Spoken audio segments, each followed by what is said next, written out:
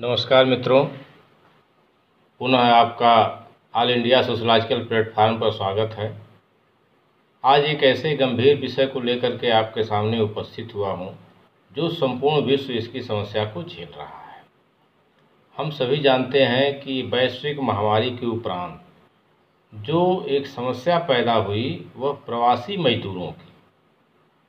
तो प्रवासी मजदूरों की समस्या और का क्या समाधान हो सकता है, उसी विषय पर एक समाजशास्त्री चिंतन आप लोगों के सामने प्रस्तुत करने की कोशिश करूंगा। एक कविता के माध्यम से प्रवासी मजदूरों के बारे में इसमें कहा जा रहा है कि महानगरों में महामारी है, काम नहीं है गांव में, सिर पर कोई छत नहीं है, अब है तरुअर की छाँव। समस्या इतनी विकट है कि अगर उसका समय रहते समाधान न किया जाए तो यह समस्या कई अन्य समस्याओं का रूप ले लेगी। भारत के बारे में कहा जाता है कि आज भी ये कृषि प्रधान देश है, ग्रामीण प्रधान देश है, और जो मजदूर हैं उसमें 80% से अधिक असंगठित क्षेत्र में काम करते हैं। भारी संख्या में लोग गांवों से शहरों में रोजगार प्राप्त करने के लिए जाते हैं, जिन्हें गांवों में रोजगार नहीं मिलता।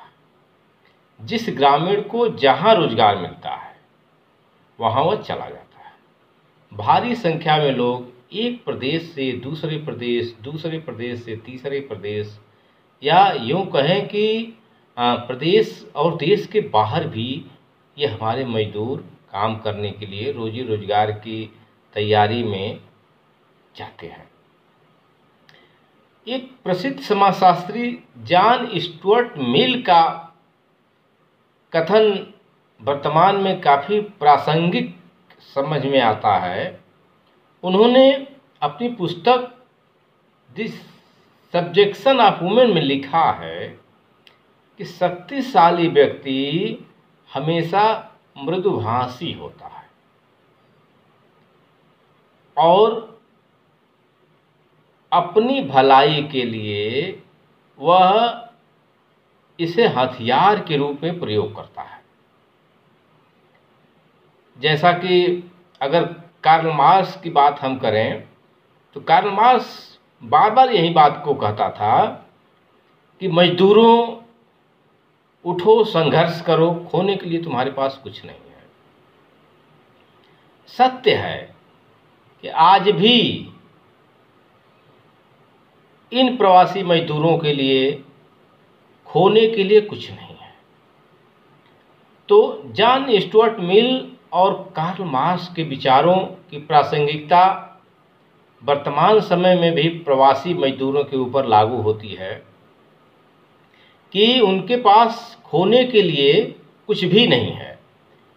इनकी समस्या इतनी विकराल है, क्या समाजशास्त्रियों की एक जिम्मेदारी बनती है कि उनकी समस्या को समझें और राज्य सरकार तथा प्रदेश सरकार और देश की सरकार के सामने उसको रखने की कोशिश करें, जिसके माध्यम से ही ये पता चले कि उनका समाधान कैसे किया जा सकता है।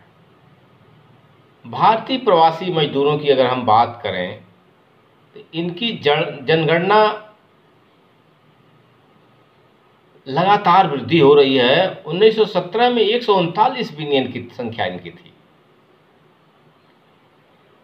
अब अंदाजा लगाइए कि इतने श्रमिक एक स्थान से दूसरे स्थान अपनी रोजी रोजगार के दृष्टिकोण से अपने घर छोड़ करके जाते हैं। इतनी बड़ी संख्या में ऐसा कौन सा कारण है कि रिवर्स माइग्रेशन के रूप में हमारे श्रमिक वापस आए। रिवर्स माइग्रेशन में जो श्रमिक वापस आए अंदाज़ा लगा लीजिए कि गांव की भी स्थिति उतने श्रमिकों को रोजगार मुहैया करने की स्थिति में गांव नहीं है। ऐसे भी गांव में अर्ध बेरोजगारी दिखती है, पाई जाती है। लेकिन अगर इतने श्रमिक शहरों से गांव में वापस आए हैं तो उनका समायोजन बड़ा मुश्किल से हो सकता है।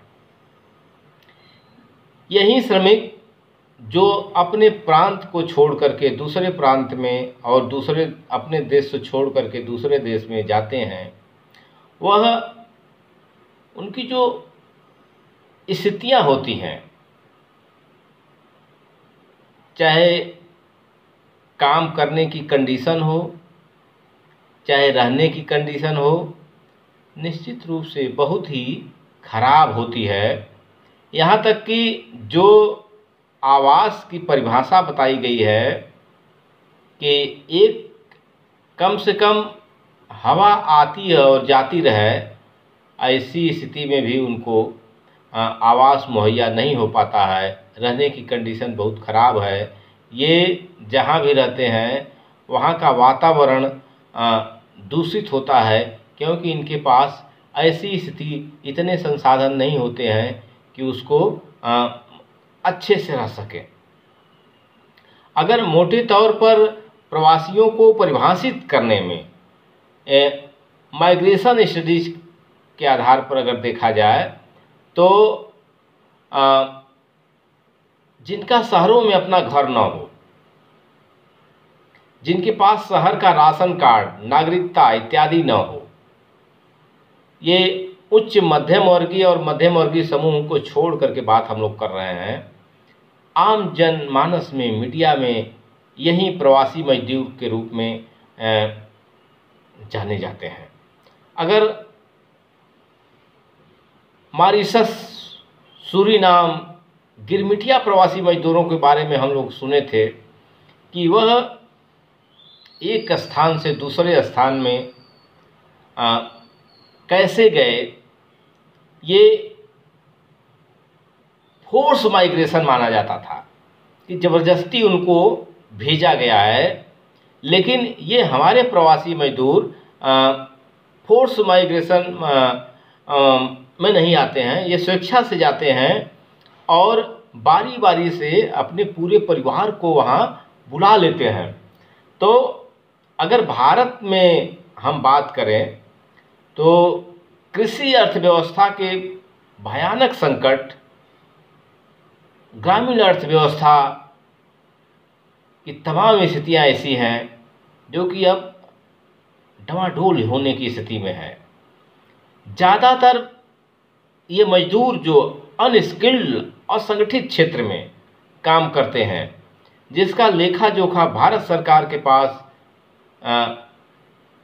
न्यूनतम है, कम से कम है। तमाम ऐसे मजदूर हैं जो सब्जी बेचने वाले हैं, रेहड़ी वाला, ठेला वाला, अखबार बांटने वाला, भवन निर्माण करने वाला, इलेक्ट्रीशियन, प्लम्बर, घरेलू काम करने वाली महिला, rickshaw, e rickshaw, loading, unloading, साफ सफाई, ड्राइवर, दर्जी, बढ़ई, तमाम ऐसे कूड़ा बीनने वाला, दूध बेचने वाला, दूध पहुंचाने वाला, तमाम ऐसे श्रमिक हैं जिनको कि आंकड़ा, जिनकी संख्या हमारे पास अभी भी नहीं है। अगर स्टेट ऑफ वर्ल्ड पॉपुलेशन की रिपोर्ट की बात करें तो आधी आबादी शहरों में रहने लगी है। भारत की जनगणना अगर हम बात करें तो इस समय वर्तमान में 135 अरब लोग भारत में रहते हैं और 2011 के अनुसार भारत में आंतरिक प्रवासी मजदूरों की संख्या 139 मिलियन है। इस समय बढ़ करके अंदाज़ा से अगर कहा जाए तो 150 मिलियन से ज़्यादा मजदूर दिखाई दे रहे हैं। ज़्यादातर प्रवासी उत्तर प्रदेश, बिहार, मध्य प्रदेश, राजस्थान, बंगाल, झारखंड, उत्तराखंड से आते हैं और ये 25 मार्च लॉकडाउन के बाद इनकी ऐसी स्थिति रही। अब अंदाज़ा लगा सकते हैं कि जो प्रवासी मजदूर कई दशक तक अपना घर, अपना परिवार छोड़ करके रोजी रोटी के तलाश में गए हुए हैं, इनके पास इतनी क्षमता नहीं है कि लॉकडाउन में ये 1 महीना, 2 महीना, 3 महीना रुक करके अपने खाने पीने रहने का बंदोबस्त कर सके, क्योंकि इनके अंदर रोज कमाओ रोज खाने की स्थिति भी है और टेंडेंसी भी है। क्योंकि अगर कुछ एक्स्ट्रा पैसा रहे भी तो ये मान करके चलते हैं कि इसको आज ही ख़त्म करना है, उसके लिए कुछ विकृतियां भी इनके अंदर आ जाती हैं। इनका मानना ये होता है कि अगर हम श्रम कर रहे हैं तो मुझे उस तरह से खाने की भी ज़रूरत है। कुछ श्रमिकों में अल्कोहल लेने की भी आदत है, तो उनको ये मानते हैं कि इसके वजह से हमारे अंदर ताकत आती है और किसी भी काम को बहुत हम अच्छे तरीके से कर सकते हैं। तो अब अंदाज़ा लगा लीजिए कि इतनी बड़ी संख्या में अगर 2011 की जनगणना के आधार पर हम देखा जाए तो भारत में जो प्रवासी हैं लगभग 60-70 करोड़ प्रवासी विभिन्न देशों में जा कर के, विभिन्न क्षेत्रों में जा कर के और काम कर रहे हैं। इनकी स्थिति इतनी खराब है कि आप अंदाज़ा लगा सकते हैं कि घर वापसी के लिए इन्होंने सैकड़ों किलोमीटर पैदल का रास्ता तय किया, साइकिल से, ऑटो से, रिक्शा से, यहाँ तक कि कंक्रीट और सीमेंट मिलाने वाली जो भवन निर्माण में उपयोग किया जाता है उसमें 10 मजदूर कैसे आ सकते हैं, अंदाज़ा लगा सकता है। अगर विश्व बैंक की रिपोर्ट की बात करें हम तो ये जो भारत में पिछले महीने में जो लॉकडाउन की स्थिति थी, लगभग 4 करोड़ प्रवासी प्रभावित हुए थे और इनके जो 4 करोड़ प्रवासी प्रभावित हुए हैं, अभी तक की इनकी रोजी रोटी के बारे में कोई ठोस निर्णय नहीं लिया गया है। अगर वैश्विक स्तर पर देखा जाए, जो विदेशों में हमारे भाई काम करते हैं, अगर विश्व बैंक के आंकड़ा का अगर हम हवाला दें तो विश्व बैंक का कहना है कि लगभग 23% जो इनकम ये प्रवासी भेजते थे भारत में, उसमें कमी आएगी। कहने का मतलब लगभग पिछले वर्ष 83 अरब डॉलर उनके द्वारा भेजा गया था। अगर 23-24% की कमी आती है तो निश्चित रूप से हम मान लेते हैं कि कम से कम 25 अरब डॉलर की कमी आ सकती है, जो एक बहुत बड़ा धन होता है, जिसकी वजह से भारत की आर्थिक स्थिति, विदेशी मुद्रा का बहुत बड़ा प्रतिशत की भरपाई उनसे होती है।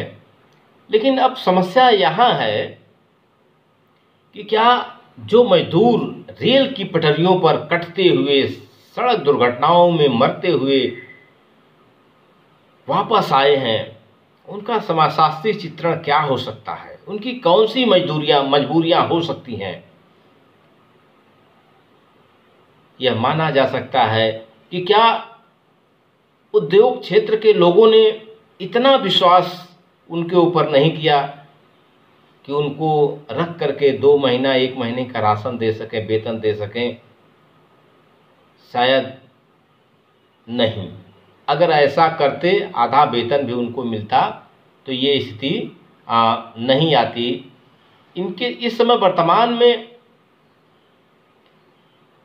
ऐसी समस्या आ गई है कि क्या जो मजदूर भारत अपने गांवों में आ गए हैं, इनको क्या रोका जा सकता है? ये बहुत बड़ा प्रश्न चिन्ह है। अगर रोकते हैं तो उनको रोजगार मुहैया कैसे कराया जाएगा? क्या उनको दोबारा वह विश्वास जमा पाएंगे उन मालिकों पर जिनके साथ वह 20 साल से काम कर रहे हैं? उनके सामने क्या विकल्प हो सकता है? जो अभाव और लगाव की वजह से वह अपना आशियाना छोड़ करके पैदल आए हैं, वह क्या दिल्ली, बंबई, गुजरात पुनः जा सकते हैं? संपूर्ण अगर हम श्रमिकों की बात करें तो ज़्यादातर श्रमिक असंगठित क्षेत्रों में काम करते हैं, और जो रिवर्स माइग्रेशन हुआ था वह फिर माइग्रेशन के रूप में सामने आएगा, इस पर कुछ कहना जल्दीबाजी होगी। क्योंकि ये श्रमिक हमारे इतने डरे हुए हैं, सहमे हुए हैं कि अब इतनी जल्दी वापस जाने का निर्णय नहीं ले सकते। अब प्रश्न ये है कि क्या उनको गांव में समायोजित कर दिया जाए। दूसरा प्रश्न ये है कि उद्योग धंधे अगर पुनः प्रारंभ होंगे तो अगर ये श्रमिक नहीं पहुंचते हैं तो कैसे प्रारंभ होगा? ये जो सप्लाई चेन है उसको कैसे ब्रेक होने से बचाया जाए, अभी इसका समाधान दूर दूर तक नहीं दिखाई दे रहा है। ये सप्लाई चेन को ब्रेक होना ही है, क्योंकि लगभग 70% ये श्रमिक अपने गांव में आ गए हैं। तो 30% श्रमिकों से औद्योगिक काम 30% ही संभव है या 40% ही संभव है।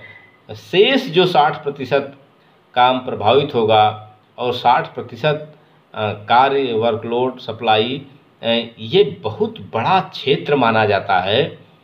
तो निश्चित रूप से जो ये श्रमिक हमारे देश में विभिन्न गांवों में गए हुए हैं, इनको सामान्य स्थिति होने के बाद पुनः एक विश्वास जगाने की ज़रूरत है, और जहां हैं उनको उनकी योग्यता अनुसार, आवश्यकता अनुसार रोजगार देने की ज़रूरत है।